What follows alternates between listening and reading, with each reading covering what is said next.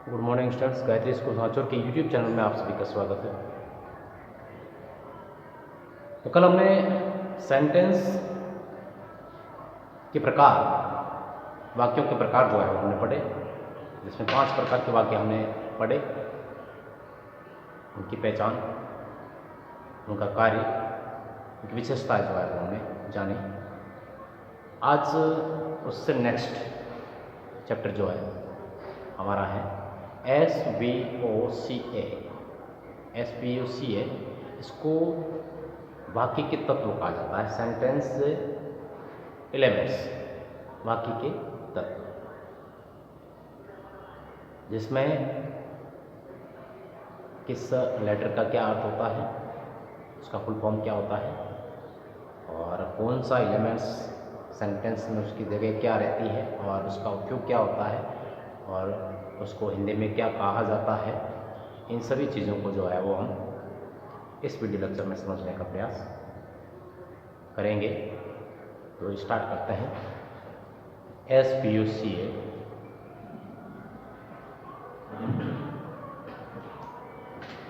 सबसे पहले एस जो है इसका मतलब होता है सब्जेक्ट, और जिसको हिंदी में हम कहते हैं तथा कार्य को करने वाला। दूसरा जो इसमें लेटर है आपके बी, और इसका फुल फॉर्म होता है क्रिया, जिसको हम कार्य या एक्शन कहते हैं। तीसरा जो शब्द है आपके सामने वो है कर्म, जिसका मतलब जिस चीज की प्राप्ति के लिए हम कोई कार्य करते हैं वो कर्म कहलाता है। और कॉम्प्लीमेंट का मतलब होता है पूरक।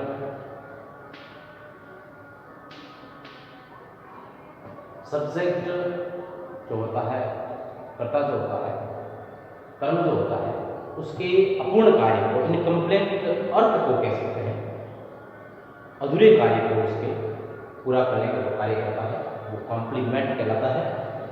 और फिर है एडवर्ब, जिसको हम कहते हैं क्रिया विशेषण।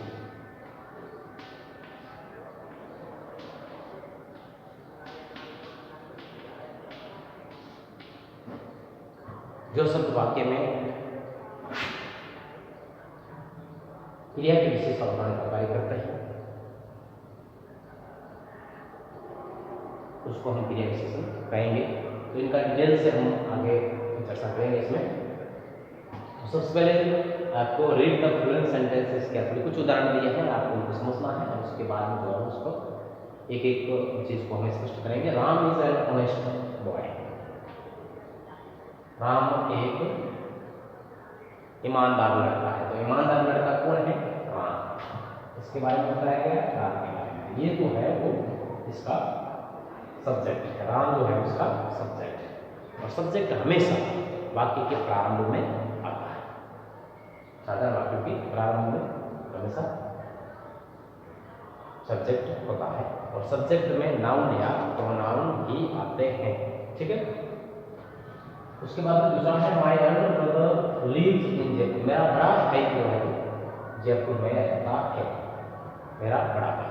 ठीक है। तो यहाँ पर जो है उसका मेरा बड़ा भाई जो है सब्जेक्ट का कार्य कर रहा है, तो ये सब्जेक्ट है।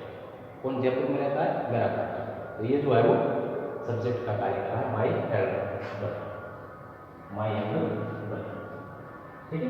उसके बाद में मैंने लिखा है अब वो अंडरलाइन, ऊपर जो अंडरलाइन मैंने किया है वो शब्द जो है वो सब्जेक्ट कहलाता है। क्या कहलाता है? ये अंडरलाइन वाले जो शब्द है जो वाक्य के प्रारंभ में आते हैं, जो नाउन या प्रोनाउन होते हैं, वो क्या कहलाते हैं? सब्जेक्ट, कार्य को करने वाले। इसका मैंने परिभाषा, इसकी परिभाषा लिखी, सब्जेक्ट की परिभाषा मैंने लिखी है। क्या लिखी है परिभाषा? The doer of the action, कार्य को करने वाला, डूअर यानी करने वाला, कर्ता, एक्शन यानी कार्य, is said to be the subject of the sentence। किसी कार्य को करने वाला, वाक्य में किसी कार्य को करने वाला जो होता है उसको उस वाक्य का सब्जेक्ट कहा जाता है, उस वाक्य का कर्ता कहा जाता है। यानी किसी भी कार्य को करने वाला जो व्यक्ति होता है वो सब्जेक्ट कहलाता है उस वाक्य का, उस वाक्य का कर्ता कहलाता है। ठीक है? दूसरा है रीड द फॉलोइंग सेंटेंसेस कहते हैं। आगे दूसरा निम्नलिखित वाक्यों को जो है वो ध्यान से पढ़ना है। Ram is going to home. Ram घर जा रहा है। क्या काम हो रहा है? घर जाने का काम हो रहा है। We play cricket. हम क्या करते हैं?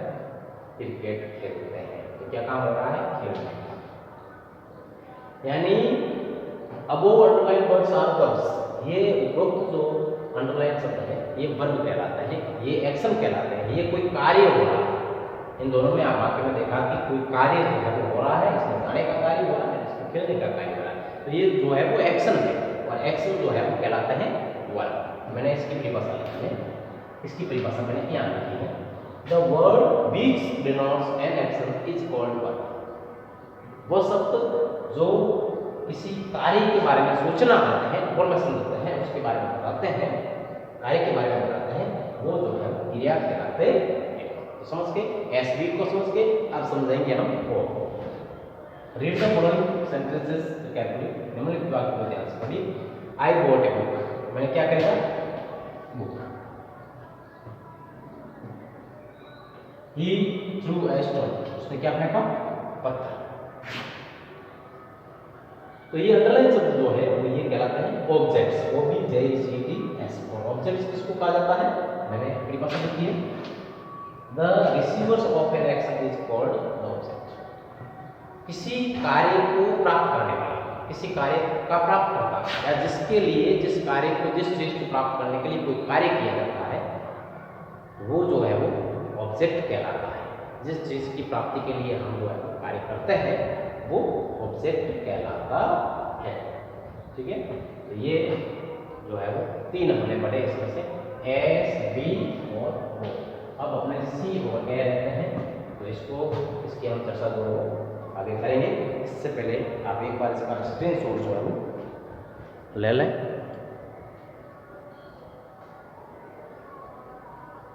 एक बार मैं और जो है आपको ये स्पष्ट कर देता हूँ, समझा देता हूँ, जिससे कि जो है वो आपको ये चीज़ें समझ में आ जाए और ये कितनी महत्वपूर्ण है ये चीज़ें। सबसे पहले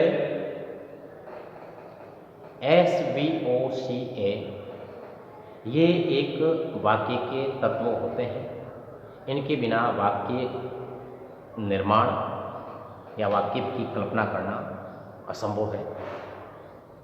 ये बेसिक चीज़ें हैं जो कि वर्तमान समय में जो अंग्रेजी पढ़ना स्टार्ट करते हैं, समझना स्टार्ट करते हैं, यानी जहाँ से सेंटेंस स्टार्ट होते हैं, जैसे नर्सरी में वगैरह में तो जो है वो केवल वर्ड्स हैं, वहाँ सेंटेंस नहीं मिलते हैं। लेकिन उससे आगे की क्लासों में, जैसे फर्स्ट में, सेकंड में, थर्ड में, इनमें जो है सेंटेंस कुछ जो है वो छोटे छोटे सेंटेंस जो है वो स्टार्ट हो जाते हैं। तो उन सेंटेंस को समझने के लिए SVOCA का आपकी जानकारी होना बहुत ज़रूरी होता है। यानी कब से ज़रूरी है? शुरुआती कक्षाओं से जो है वो आपको इनकी जानकारी होनी चाहिए। लेकिन पहले हमने इन चीज़ों को किया नहीं, हमारे नज़र में नहीं आई, हमें बताया नहीं गया। अलग अलग स्कूलों में पढ़े या जो अध्यापक पढ़ा रहे थे, शुरुआती कक्षाओं में जो पढ़ा रहे थे, उन्होंने बताया नहीं। कोई भी कारण रहा हो सकता है, लेकिन अभी भी अपने पास समय है कि हम इन तत्वों को, वाक्यों के इन तत्वों को, उनके कार्यों को, उनकी विशेषताओं को समझें, जिससे कि आगे हम उस सेंटेंस को, वाक्यों को समझ सकें और अंग्रेजी को समझने में समर्थ हो सके। इसके लिए मैंने ये SVOCA का एक महत्वपूर्ण टॉपिक जो है वो स्टार्ट किया है। एक एक तत्व को मैंने समझाने का प्रयास किया और फिर एक बार मैं इसको स्पष्ट कर देता हूँ, समझा देता हूँ, जिससे कि आपके ये जो है वो चैप्टर या टॉपिक जो है वो क्लियर हो जाए। तो सबसे पहले हम इन तत्वों को SVOCA का मतलब क्या होता है उसको जैसे समझते हैं। तो S जैसा कि इसका स्पेलिंग होता है सब्जेक्ट, SUBJECT, सब्जेक्ट का मतलब जो है वो होता है कर्ता, कार्य को करने वाला। वाक्य में जो सब्जेक्ट होता है उसका अर्थ होता है कार्य को करने वाला, कार्य का कर्ता। ठीक है, S फॉर सब्जेक्ट। सेकेंड है V। V का मतलब होता है verb, V for verb, VER, और वर्ब को हम कहते हैं क्रिया। अब क्रिया क्या, हिंदी शब्द वैसे तो क्रिया यानी आप समझ सकते हो काम, कार्य, दूसरे शब्दों में एक्शन, SETION, उसको वर्ब कहा जाता है। ठीक है, उसके बाद आता है O, और O फॉर होता है ऑब्जेक्ट, जिसको कर्म कहते हैं, जिसके लिए कार्य किया जाता है, कार्य को प्राप्त करता तो होता है, जिसकी प्राप्ति के लिए हम कोई कार्य करते हैं। जिस चीज़ को प्राप्त करने के लिए हम कोई कार्य करते हैं तो उस एक्शन का रिसीवर जो होता है वो जो है कर्म में ऑब्जेक्ट कहलाता है। फिर कॉम्प्लीमेंट। कॉम्प्लीमेंट का मतलब होता है पूरक। और पूरक कैसे, कभी कभी क्या होता है कि सेंटेंस में कुछ शब्द ऐसे आते हैं जिसके बिना उस सेंटेंस का जो सब्जेक्ट और ऑब्जेक्ट जो होता है, उस सेंटेंस का कर्ता और कर्म जो होता है, उनके अर्थ स्पष्ट नहीं हो पाते। अर्थ जो है वो उसके कॉम्प्लीमेंट के बिना जो है वो स्पष्ट नहीं हो पाते, पूरे नहीं हो पाते। जैसे कोई कहता है कि मैं अध्यापक हूँ, मैं अध्यापक हूँ कह दिया। अब इसमें अध्यापक जो है, मैं एक अध्यापक हूँ, तो ये अध्यापक जो है ये कॉम्प्लीमेंट कहलाता है। इसको अगर हटा दें तो मैं हूँ रहता है, क्या हो रहता है पीछे, मैं हूँ। अब मैं यहाँ पर सब्जेक्ट है, मैं हूँ होता है, लेकिन है क्या ये स्पष्ट नहीं है, इसका अर्थ जो है वो स्पष्ट नहीं है, और इसके अर्थ को जो है वो बता रहा है, इस वाक्य को पूर्ण जो कर रहा है वो कर रहा है अध्यापक। मैं एक अध्यापक हूँ, तो एक अध्यापक जो है वो यहाँ पर कॉम्प्लीमेंट कहलाता है। इस प्रकार किसी वाक्य में जो शब्द उस वाक्य के सब्जेक्ट या उसके ऑब्जेक्ट के अर्थ को पूर्णता जो प्राप्त करते हैं, प्रदान करते हैं, प्रोवाइड करते हैं, वो पूरक, या दूसरे शब्दों में इंग्लिश में जो है उसको कॉम्प्लीमेंट कहा जाता है। C for complement. उसके बाद लिखा है A, एडवर्बियल। एडवर्ब जो है क्रिया विशेषण, नाम से स्पष्ट है, क्रिया की विशेषता बताने का कार्य करते हैं, क्रिया विशेषण कहलाता है। इसमें कोई भी कार्य कब किया जाता है, कहाँ किया जाता है,